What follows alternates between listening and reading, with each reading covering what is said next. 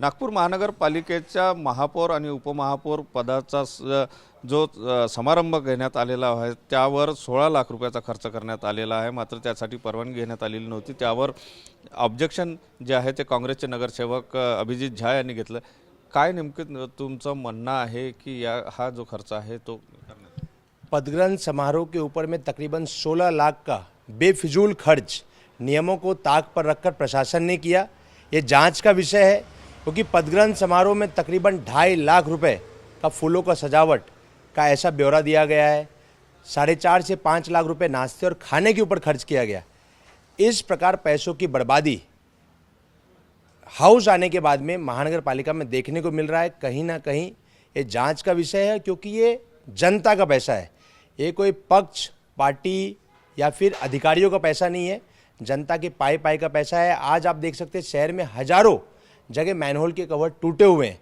Zonal fund उपलब्ध नहीं है, इमरजेंसी फंड उपलब्ध नहीं है, लेकिन इस प्रकार आप देख सकते हैं कि पदग्रहण समारोह पे 16 लाख खर्चा करना, इसलिए जवाबदेही तय होनी चाहिए।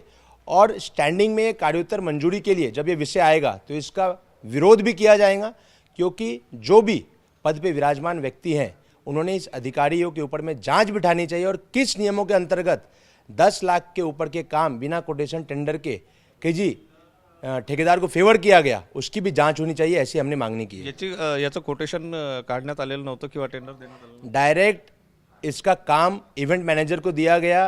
पूरे के पूरे जितने भी नियम हैं उसको कहीं ना कहीं ताक पर रखते हुए अधिकारियों ने ठेकेदार को काम दिया। और ये जो पूरे के पूरे काम है, इसकी जो रेट लिस्ट है, ये कहीं ना कहीं खुद संदेशास्पद है, क्योंकि प्राइवेट काम ये 5 से 7 लाख में हो सकता था, लेकिन कहीं ना कहीं फेवर पहुंचाने के लिए और मिली भगत जो अधिकारियों की हमेशा कोई ना कोई काम में रहती है, इसलिए 16 लाख रुपए की बर्बादी इस पदग्रहण समारोह में की गई।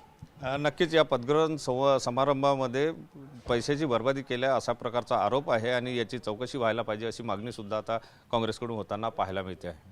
Cameraman Sai Sunil Dhage, TV9 Marathi, Nagpur.